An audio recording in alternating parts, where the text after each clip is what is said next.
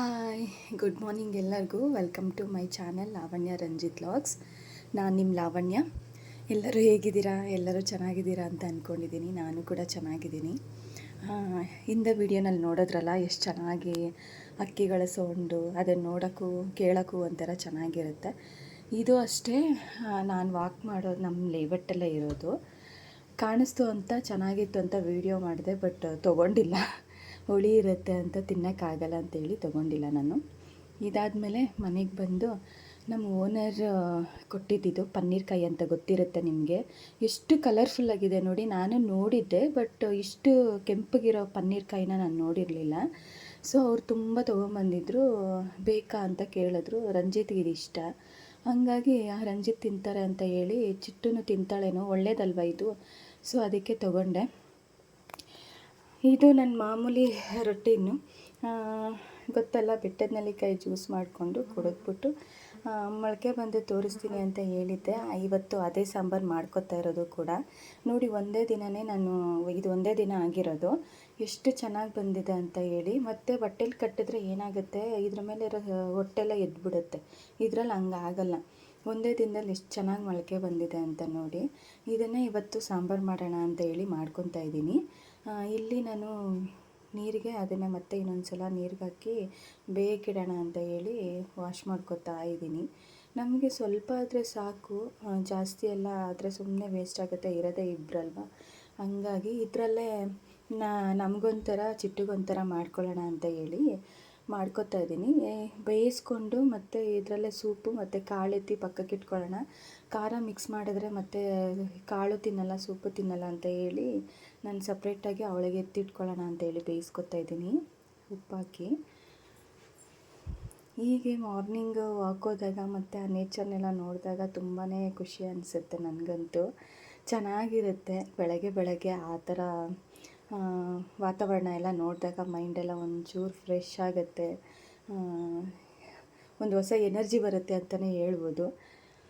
So ಇದಾದಮೇಲೆ ನಾನು ಅದನ್ನೆಲ್ಲ ವಾಶ್ ಮಾಡಿ ಇದು ಆಲೂಗಡ್ಡೆ ಜೊತೆಲೇ ಹಾಕಿಟ್ಬಿಡೋಣ, ಹೆಂಗಿದ್ರು ಅದು ಬೇಗ ಬೇಯುತ್ತೆ, ಇದು ಬೇಗ ಬೇಯುತ್ತೆ ಅಂತ ಹೇಳಿ ಕಟ್ ಮಾಡ್ಕೊತಾ ಇದ್ದೀನಿ. ಆ್ಯಕ್ಚುಲಿ ಆಲೂಗಡ್ಡೆ ನಾನು ಜಾಸ್ತಿ ಯೂಸ್ ಮಾಡಲ್ಲ, ಮನೇಲಿ ಇತ್ತಲ್ಲ ಅಂತ ಹೇಳಿ ಎಲ್ಲದಕ್ಕೂ ಹಾಕಿ ಖಾಲಿ ಮಾಡ್ತಾಯಿದ್ದೀನಿ.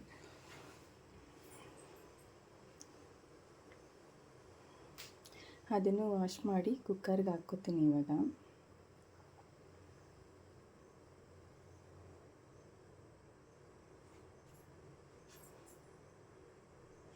ಈ ಆಲೂಗಡ್ಡೆನಂತೂ ಒಂದು 2-3 ಸಲನಾದರೂ ತೊಳಿಬೇಕು, ಇಲ್ಲಾಂತಂದರೆ ಮಣ್ಣು ಹಂಗೆ ಇರುತ್ತೆ. ಇಲ್ಲಾಂದರೆ ಅದ್ರ ಮೇಲೆ ಇರೋ ಸಿಪ್ಪೆನ ತೆಗೆದುಬಿಡ್ಬೇಕು. ಆ್ಯಕ್ಚುಲಿ ಸಿಪ್ಪೆ ತೆಗೆದು ಬೇಯಿಸಿ ತಿನ್ನಬಾರ್ದಂತೆ, ಸಿಪ್ಪೆ ಸಮೇತ ಬೇಯಿಸಿ ಅದನ್ನು ತೆಗೆದು ಆಮೇಲೆ ತಿನ್ನಬೇಕಂತೆ.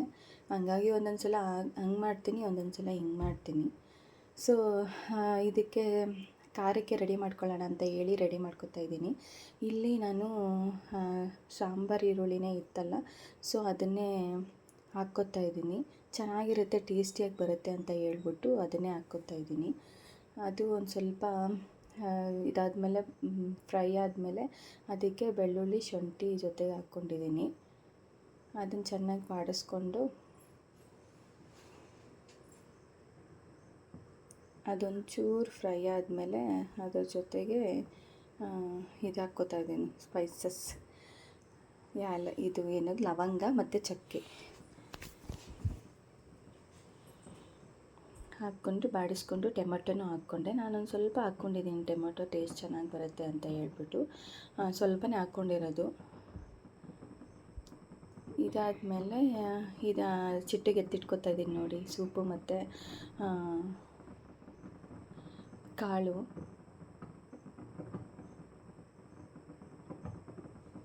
ಎತ್ತಿಟ್ಕೊಂಡು ಮಿಕ್ಸಿಗೆಲ್ಲ ಫ್ರೈ ಮಾಡಿ ಇಟ್ಕೊಂಡಿದ್ದನ್ನು ಹಾಕ್ಕೊಂಡೆ.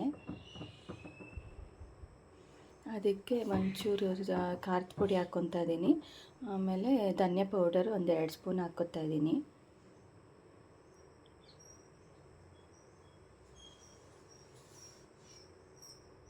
ಹಾಕ್ಕೊಂಡು ಬೇಯಿಸಿಟ್ಕೊಂಡಿದ್ವಲ್ಲ ಆ ಕಾಳು ಒಂಚೂರು ಹಾಕ್ಕೊತಾ ಇದ್ದೀನಿ. ಹಾಕ್ಕೊಂಡು ಅದಕ್ಕೆ ಎಷ್ಟು ಬೇಕೋ ಅಷ್ಟು ನೀರು ಮಿಕ್ಸ್ ಮಾಡಿಕೊಂಡು ಮಿಕ್ಸಿಗೆ ಹಾಕ್ಕೊಂಡು ಬಂದು ಇಟ್ಕೊಂಡಿದ್ದೀನಿ. ಹಾಕ್ಕೊಂಡು ಸಾಂಬಾರಿಗೆಲ್ಲ ಅದನ್ನು ಮಿಕ್ಸ್ ಮಾಡಿ ಒಗ್ಗರಣೆ ಕಟ್ಕೊಂಡೆ. ಚಿಟ್ಟುಗೆ ಎತ್ತಿಟ್ಟಿದ್ನಲ್ಲ ಅದನ್ನು ಅದಕ್ಕೆ ಹಾಕಿ ಅವಳಿಗೊಂಚೂರು ಆದರೆ ಸಾಕು, ಹಾಗಾಗಿ ಅದಕ್ಕೆ ಹಾಕಿ ಮಿಕ್ಸ್ ಮಾಡಿದೆ. ಸಾಂಬಾರೆಲ್ಲ ಕುದಿ ಬಂದಿತ್ತು. ಕುದಿ ಬಂದಮೇಲೆ ಅದಕ್ಕೆ ಒಗ್ಗರಣೆ ಕಟ್ಟಿ ಪಕ್ಕಕ್ಕೆ ಇಟ್ಕೊಂಡಿರೋದು ಚಿಟ್ಟಿದು ರೆಡಿಯಾಗಿತ್ತು. ಚೆನ್ನಾಗಿರುತ್ತೆ ಈ ಥರ ಮಾಡ್ಕೊಳ್ಳೋದು. ಆ ಮಸಾಲೆ ಸಾಂಬಾರು ಒಂಥರ ಟೇಸ್ಟಿಯಾಗಿರುತ್ತೆ ಮತ್ತು ಹೆಲ್ತ್ಗೂ ಒಳ್ಳೆಯದಲ್ವ. ಅಷ್ಟೊತ್ತಿಗೆ ಮುದ್ದೆನೂ ರೆಡಿಯಾಗಿತ್ತು, ಮುದ್ದೆ ಮಾಡಿಟ್ಟಿದ್ದೆ. ಇದು ನನ್ನ ಫೈನಲಿ ಸಾಂಬಾರು ಈ ಥರ ಬಂತು. ಚೆನ್ನಾಗಿತ್ತು ತಿನ್ನೋಕ್ಕೆ. ಚಿಟ್ಟೂ ಚೆನ್ನಾಗಿ ತಿಂದಳು, ಯಾಕಂದರೆ ಖಾರ ಏನೂ ಇರಲಿಲ್ವಲ್ಲ, ಜಸ್ಟ್ ಉಪ್ಪಾಕಿ ಬೇಯಿಸಿದ್ದು. ಹಂಗಾಗಿ ಚೆನ್ನಾಗಿತ್ತು ಅಂತೇಳಿ ಅನ್ನಕ್ಕೆ ಮಿಕ್ಸ್ ಮಾಡಿ ತಿನ್ನಿಸ್ದೆ. ಕಾಳು ತಿಂದಳು, ಸೊಪ್ಪು ತಿಂದಳು. ಅದೊಂದು ಖುಷಿ ಆಯಿತು ನನಗೆ. ಅವ್ರಿಗೋಸ್ಕರ ಮಾಡೋದು. ಅವ್ರೇನಾದರೂ ತಿಂದರೆ ಒಂಥರ ಖುಷಿ, ನೆಮ್ಮದಿ ನಮಗೆ. ಸೊ ಇದೆಲ್ಲ ಆದಮೇಲೆ ಕೆಲಸ ಎಲ್ಲ ಮುಗಿಸಿ ಪೂಜೆಗೆ ರೆಡಿ ಮಾಡ್ಕೊಳ್ಳೋಣ ಅಂತ ಹೇಳಿ ಪೂಜೆಗೆ ರೆಡಿ ಮಾಡಿಕೊಂಡೆ. ಪೂಜೆಗೆ ರೆಡಿ ಮಾಡಿಕೊಂಡು ಪೂಜೆನೂ ಮಾಡಿದೆ.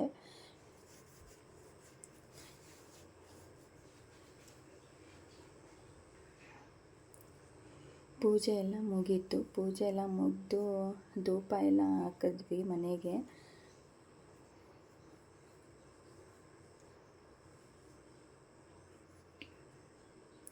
ಇವತ್ತು ರಂಜಿತ್ ಪೂಜೆ ಮಾಡೋಗಿಲ್ಲ, ಹಂಗಾಗಿ ಮಾರ್ನಿಂಗ್ ಯಾವಾಗೂ ರಂಜಿತ್ ಪೂಜೆ ಮಾಡೋಗೋರು. ನಾನು ಈವ್ನಿಂಗ್ ದೀಪ ಹಚ್ಕೋತಾ ಇದ್ದೆ. ಬಟ್ ಇವತ್ತು ಟೈಮ್ ಆಯಿತು ಅಂತ ಹಾಗೆ ಹೋದ್ರಲ್ಲ, ಹಂಗಾಗಿ ನಾನು ಮನೆ ಕೆಲಸ ಎಲ್ಲ ಮುಗಿಸಿ ಕ್ಲೀನ್ ಮಾಡಿ ದೀಪ ಹಚ್ಚಿ ಮತ್ತು ಪೂಜೆ ಮಾಡಿ ಧೂಪ ಹಾಕಿದೆ ಮನೆಗೆಲ್ಲನೂ. ಧೂಪ ಹಾಕ್ಬಿಟ್ಟು ಮನೆಗೆ ಎಲ್ಲ ಮುಗ್ದಿತ್ತು.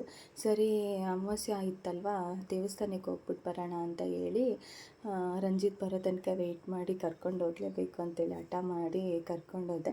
ಒಂದು ಸಲ ನಾನು ಈ ದೇವಸ್ಥಾನನ ನಿಮಗೆ ಲಾಸ್ಟ್ ವೀಡಿಯೋನಲ್ಲಿ ತೋರಿಸ್ತೀನಿ. ಬಟ್ ಆವತ್ತು ಅಮಾವಾಸ್ಯೆ ಮತ್ತು ಮಹಾತ್ಮನ ಇದು ಜಯಂತಿ ಇರೋದರಿಂದ ತುಂಬಾ ಚೆನ್ನಾಗಿ ಮಾಡಿದರು ಪೂಜೆ. ದೊಡ್ಡ ಹೋಮಗುಂಡನೇ ಹಾಕಿದ್ರು ಮತ್ತು ಡೆಕೋರೇಷನ್ ಎಲ್ಲ ಚೆನ್ನಾಗಿತ್ತು. ನೋಡೋಕ್ಕೆ ಒಂಥರ ಚೆಂದ ಇತ್ತು. ಇಲ್ಲಿ ಈಶ್ವರನ ದೇವಸ್ಥಾನ ಇದು, ಅಲ್ಲೇ ಇರೋದು. ಅಲ್ಲಿ ಮುಖವಾಡ ಎಲ್ಲ ಹಾಕಿ ಚೆನ್ನಾಗಿ ಮಾಡಿದರು. ಬಟ್ ನನಗೆ ಹಿಂಗೆ ನೋಡೋದಕ್ಕಿಂತ ನನಗೆ ಲಿಂಗದಲ್ಲಿ ನೋಡೋಕ್ಕೆ ಇಷ್ಟ ಈಶ್ವರನ. ಇದನ್ನು ನಾನು ಲಾಸ್ಟ್ ವೀಡಿಯೋನಲ್ಲೂ ತೋರಿಸಿದ್ದೀನಿ, ರಾಘವೇಂದ್ರ ಸ್ವಾಮಿ ಮತ್ತು ಆಂಜನೇಯ ಸ್ವಾಮಿ. ಇಲ್ಲಿ ಒಳಗಡೆ ಬಂದ್ವಿ ಮಹಾತ್ಮನ ದೇವಸ್ಥಾನಕ್ಕೆ. ಇಲ್ಲಿ ಕೂಡ ಜೋರಾಗಿ ಡೆಕೋರೇಷನ್ ಮಾಡಿದರು. ಜನನೂ ನಾವು ಲಾಸ್ಟ್ ಟೈಮೆಲ್ಲ ಹೋದಾಗ ನೈಟು ತುಂಬ ಕಮ್ಮಿ ಇದ್ದಿದ್ದು, ಬಟ್ ಇವತ್ತು ಮಾತ್ರ ನೈಟು ತುಂಬ ಜಾಸ್ತಿ ಜನ ಬಂದಿದ್ದರು.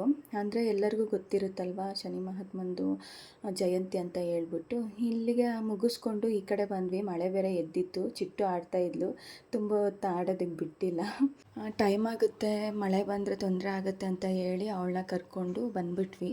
ಇದು ನನ್ನ ಇವತ್ತಿನ ವೀಡಿಯೋ. ನೋಡಿದ್ದಕ್ಕೆ ಎಲ್ಲರಿಗೂ ತುಂಬ ಧನ್ಯವಾದಗಳು. ಸಿಗ್ತೀನಿ ನೆಕ್ಸ್ಟ್ ವೀಡಿಯೋನಲ್ಲಿ. Thank you so much.